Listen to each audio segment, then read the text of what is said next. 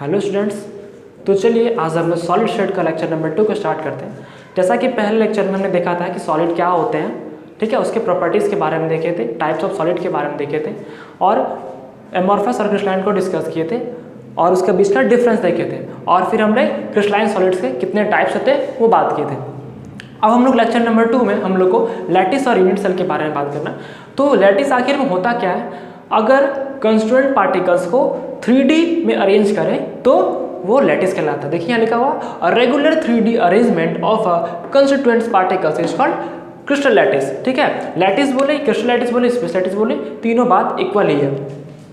तो मतलब अगर कभी कंस्टिट्यूएंट पार्टिकल्स को 3D में अरेंज किया जाए उसको हम लोग क्या बोलते हैं? लैटिस। देखिए एक तरह से एक्स डायरेक्शन में देखिए कंस्टिट्यूएंट पार्टिकल्स को बढ़ाया गया है, वाई डायरेक्शन में बढ़ाया गया है और जेड में भी। ठीक है, आप एक चीज देखिएगा, यहाँ एक क्यूब फॉर्म हो रहा है यहाँ पर।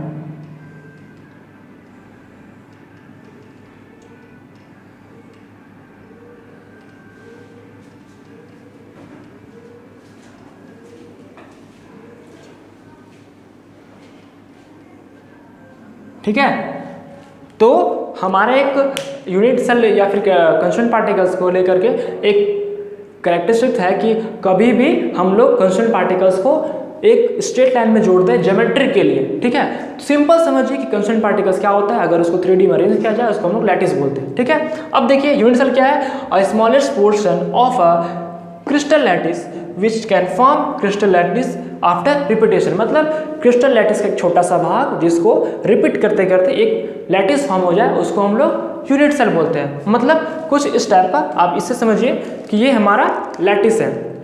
आप इससे कैसे लैटिस बोल दिए? देखिए एक चीज, अगर इसको हम लोग कंस्टिट्यूएंट पार्टिकल्स माने तो एक चीज देखिए, ये एक्स डायरेक्शन में भी जा रहा है, ये शेप को बोल रहे हैं। ठीक है, ये रंग नहीं, एक शेप को बोल रहे हैं। देखिए ये एक्स डायरेक्शन में जा रहा है, वाई डायरेक्शन में भी और जेड डायरेक्शन में भी। ठीक है, तो मतलब ये एक लैटिस का है, लैटिस है। और ये जो छोटा सा पार्ट है, ये एक छोटा सा टुकड़ा है, ये हमारा यूनिट सेल है। ठीक है, अगल बगल आपके पास दीवार है तो ये समझिए कि वो दीवार किस चीज से बना है? एक ब्रिक से। ठीक है, तो वो ब्रिक इस दीवार के लिए वो ब्रिक क्या हो जाएगा? यूनिट सेल, और ये जो दीवार है वो लैटिस। मतलब अगर कभी भी कंस्टिट्यूएंट पार्टिकल्स को 3D में अरेंज किया जाए उसको हम लोग लैटिस बोलते हैं और वो छोटे से भाग जिसको रिपीट करते करते लैटिस बन जाए वो हमारा यूनिट सेल कहलाता है। ठीक है, यूनिट सेल को 2 टाइप्स में कैटेगराइज किया गया है। कौन कौन से?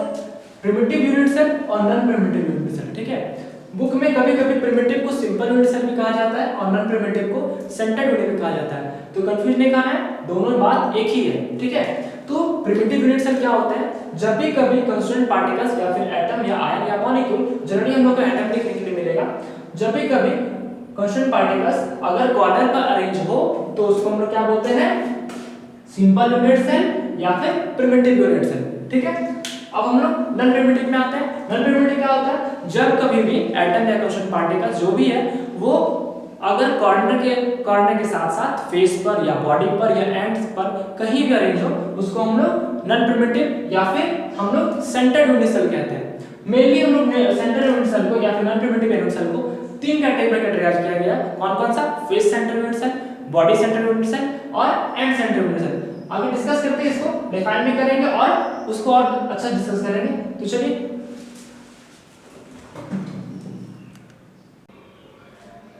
तो चलिए सिंपल यूनिट सेल या फिर प्रिमिटिव यूनिट सेल का रैंक के बारे में देख लेते हैं। क्या है रैंक? पूछता है एग्जाम में कि आपका रैंक क्या है सिंपल यूनिट सेल का, या फिर आपको बोलेगा कि कितने नंबर ऑफ एटम्स है सिंपल यूनिट सेल में। आप एक चीज देखिए कि सिंपल यूनिट सेल में क्या है कि जो भी एटम है वो कॉर्नर पर अरेंज है। इसका मतलब आप एक चीज देखिएगा, कुछ इस टाइप का स्ट्रक्चर बनेगा। आप ये डॉट को उसका एटम का न्यूक्लियस समझिए। अगर इस फेस को उठा के देखें, ठीक है, एक फेस को उठा के देखें, कुछ इस टाइप का एटम बनेगा।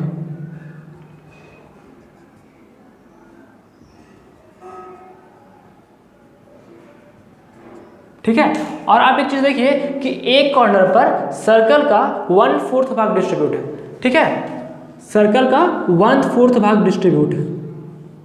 और एक चीज और देखिए, अगर इस कॉर्नर पर एक एटम को रखा जाए तो एटम तो स्फीयर होता है और आप इस टाइप पे अरेंज कीजिएगा उसको, इसका मतलब आप इस फेस को उठा के देख रहे हैं, इसको काट दीजिए। क्यों काटें? क्योंकि इसका तो काम है नहीं, हमको इसमें देखना है। आपको ये किस टाइप का स्ट्रक्चर दिख रहा है? हेमिस्फीयर का। तो हेमिस्फीयर के लिए यहाँ पर हाफ डिस्ट्रीब्यूट होगा, इसलिए ये 1/8 होगा। ठीक है, और थोड़ा सा एग्जांपल देख लेते हैं। ये देखिए आपका ये सिंपल यूनिट सेल है, यहाँ पर एटम अरेंज है। अगर आप एक स्फीयर लीजिएगा, ठीक है, तो ऊपर का तो पार्ट का काम है नहीं, इस फेस पे देखिएगा, इस फेस पर कितना अरेंज है, एक कॉर्नर पर 1/8 भाग है। ठीक है, तो आप सिंपल याद रख लीजिए, जब भी कभी एटम कॉर्नर पर रहेगा, एटम का 1/8 पार्ट अरेंज है। ठीक है, तो बताइए यहाँ पर कितने कॉर्नर हैं? 8 कॉर्नर। कॉर्नर के लिए डिस्ट्रीब्यूट करें तो क्या बोलेंगे कि रैंक इक्वल टू 1/8 इंटू 8। ऐसा क्यों किए? एक कॉर्नर के लिए 1/8 पार्ट ऑफ द एटम और यहाँ पर 8 कॉर्नर है, इसलिए हम लोग यहाँ पर मल्टीप्लाई 8 किया है। ये कट जाएगा, मतलब एक एटम, टोटली यहाँ पर एक एटम है। या फिर आप कुछ बोलेंगे एग्जाम में कि नंबर ऑफ एटम, तो आप 1 लिखिएगा, या फिर रैंक ऑफ एटम तो 1 लिखिएगा। किस केस में? सिंपल यूनिट सेल के केस में। ठीक है, तो चलिए सेकंड पार्ट डिस्कस कर लेते हैं, नॉन प्रिमिटिव यूनिट सेल। ठीक है, तो नॉन प्रिमिटिव यूनिट सेल क्या होता है? जब कभी कंस्टेंट पार्टिकल या एटम जब कभी भी कॉर्नर पर भी हो और एंड सेंटर पे भी, फेस सेंटर पे भी, या फिर बॉडी सेंटर पे। तो नॉन प्रिमिटिव को हम लोग को 3 कैटेगरी में डिस्क्राइब किया गया है। कौन कौन सा? फेस सेंटर, बॉडी सेंटर और एंड सेंटर। जो फर्स्ट वाला देख लेते हैं, फर्स्ट सेंटर क्या होता है। फेस सेंटर मतलब होता है कि कॉर्नर, मतलब एटम जो है वो कॉर्नर पे भी हो और फेस पे भी हो। जस्ट लाइक इस तरह देखिए आप, यहाँ पर देखिए, ये जो है यूनिट सेल, यहाँ पर ब्लू वाला फेस सेंटर है, यहाँ पर पीला वाला फेस सेंटर है, यहाँ पर हरा वाला फेस सेंटर है। मतलब कि जो भी कभी भी एटम होगा यूनिट सेल पर कॉर्नर पे भी होगा और फेस सेंटर पे भी। देखिए ऊपर, नीचे, दाएं, बाएं और आगे और पीछे। ठीक है, तो एक चीज़ देखिएगा यहाँ पर, अब आप लोग को पूछता है कि रैंक या फिर नंबर ऑफ एटम, तो यहाँ पर कैसे निकालेंगे? तो यहाँ पर एटम कहाँ पर है? कॉर्नर के लिए कितना हो जाएगा? कॉर्नर के लिए 1 कॉर्नर पे कितना है? 1/8 का कॉन्ट्रीब्यूशन है, तो टोटल कितना कॉर्नर है? 8 कॉर्नर, मतलब वहाँ पे तो 1 हो जाएगा। और फेस के लिए भी देखिए, अब फेस के लिए आपको समझना होगा। एक फेस पे देखिए, एक बात, एक फेस पे देखिएगा, अगर ये आपका एक फेस को लेते हैं, आप इस पे एटम रखिएगा, मतलब एक स्पेयर रखिएगा, तो उसका हाफ पार्ट ही स्पेयर के, मतलब जो स्क्वायर है उसके अंदर रहेगा। ठीक है, एक चीज़ देखिए आप, ये जो क्यूब है, अगर आप इस फेस सेंटर पर एक स्पेयर को रखते हैं तो आधा पार्ट ही अंदर आ पाएगा, आधा पार्ट बाहर रहेगा। ठीक है, तो इसका मतलब कि एक फेस पर हाफ का कंट्रीब्यूशन है, एटम का हाफ कंट्रीब्यूशन है एक फेस पर। तो टोटल फेस कितने हैं? 6 फेस, तो 6 से मल्टीप्लाई करेंगे तो कितना हो जाएगा? 3। तो कॉर्नर के लिए 1 और फेस के लिए 3, तो टोटल कितना हो जाएगा? टोटल नंबर ऑफ एटम्स 1 + 3 कितना हो जाएगा? 4। ठीक है, तो चलिए अब हम लोग बॉडी सेंटर और एंड सेंटर को डिस्कस करते हैं। तो चलिए अब हम बॉडी सेंटर को डिस्कस कर लेते हैं। बॉडी सेंटर मतलब जब कभी भी कंस्टेंट पार्टिकल या कोई एटम कॉर्नर पे भी अरेंज हो और बॉडी पर भी अरेंज हो। जस्ट लाइक इस तरह देखिए, यहाँ पर यूनिट सेल जो है कॉर्नर पे भी अरेंज है सारा एटम और बॉडी पर भी अरेंज है। तो आप लिख सकते हैं when the atoms are present at corners and body के सेंटर में। ऐसे डेफिनेशन नहीं पूछता, ठीक है, बस आप याद कर सकते हैं कॉर्नर पर हो और बॉडी सेंटर पर। अब आपका रैंक पूछता है, रैंक या फिर नंबर ऑफ एटम। तो आप देखिए एक चीज, यहाँ पर कॉर्नर पर भी है और बॉडी पर भी है, तो कॉर्नर के लिए कितना हो जाएगा? 1/8 × 8। ऐसा क्यों लिखे हमने?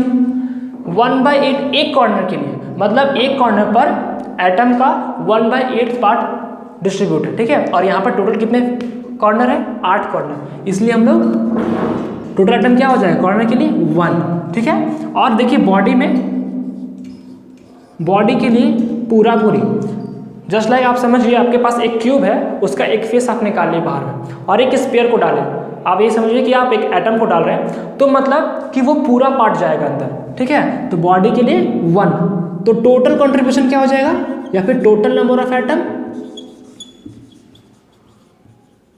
कॉर्नर के लिए 1 और बॉडी के लिए 1 मतलब 2, इसका रैंक क्या हो जाएगा 2, या फिर टोटल नंबर ऑफ एटम क्या हो जाएगा 2।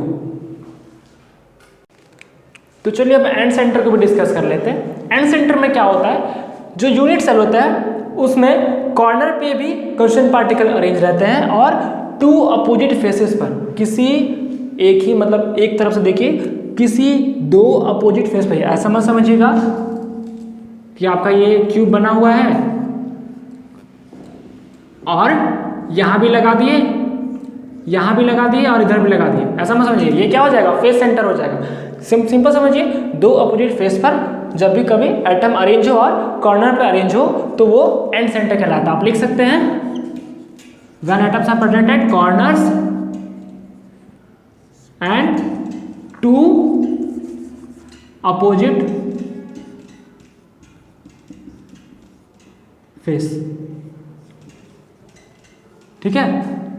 किसी 2 अपोजिट फेसेस पर अरेंज होगा तो वो एंड सेंटर कहलाएगा। चलिए अब रैंक की बात कर लेते हैं। रैंक मतलब आप ये एग्जाम्पल देख लीजिए, आपका ये यहाँ पर ये जो चारों ही कॉर्नर पे भी एटम अरेंज होगा, और ये वाला देखिए येलो को ऑरेंज वाले को देखिए, ये आपका एंड सेंटर, इसके लिए ये रेड वाला जस्ट इसी के पीछे वाला, इसमें देखिए आप ग्रीन के लिए ब्लू वाला, मतलब कहीं 2 ही फेस पर वो अरेंज रहेगा, ठीक है। अब एटम नंबर ऑफ एटम पर देख लीजिए या फिर रैंक पर देख लीजिए। अब देखिए दोनों बातें की चीजें कैसे निकालेंगे। कॉर्नर के लिए कैसे निकालते थे, एक के लिए क्या होता था 1 कॉर्नर के लिए 1/8 part of the atom into 8। ये बार बार इसलिए लिख रहे हैं कि आपको याद हो जाए कॉर्नर के लिए कैसे निकालते हैं। और एंड सेंटर के लिए कैसे निकालेंगे, देखिए सेम टू सेम। आपको सोचिए कि फेस वाला वैसा ही सेम था, एक फेस उठा के देख लीजिए, फेस पर ही तो एटम रखा हुआ है, फेस पर ही तो एटम रखा हुआ है। ये आपका एक फेस है, इस पर आप स्फीयर रखें तो ऊपर का तो पार्ट क्यूब के अंदर जाएगा नहीं, अंदर वाला पार्ट जाएगा, मतलब half of the atom cube के अंदर है, इधर के लिए हाफ और इधर के लिए हाफ, मतलब 2 फेस है, 2 फेस पर एटम अरेंज है, तो इसके लिए क्या हो जाएगा 1, मतलब टोटल कंट्रीब्यूशन क्या हो जाएगा, टोटल नंबर ऑफ एटम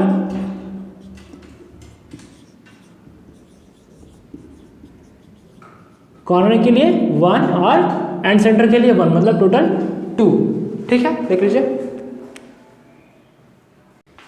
तो चलिए हम लोग यहीं पर अपने लेक्चर को एंड करते हैं, ठीक है। अगर आपको इससे रिलेटेड कोई भी क्वेश्चन या फिर जो भी डाउट हो वो कमेंट में डाल सकते हैं, या फिर इससे रिलेटेड कोई भी क्वेश्चन ना बने वो भी पूछिए। एनसीईआरटी को उठाइए, ठीक है, सीक्वेंस वाइज जैसे हम चल रहे हैं वैसे क्वेश्चन सॉल्व कीजिए, नहीं बने तो कमेंट में पूछिए, ठीक है। Thank you.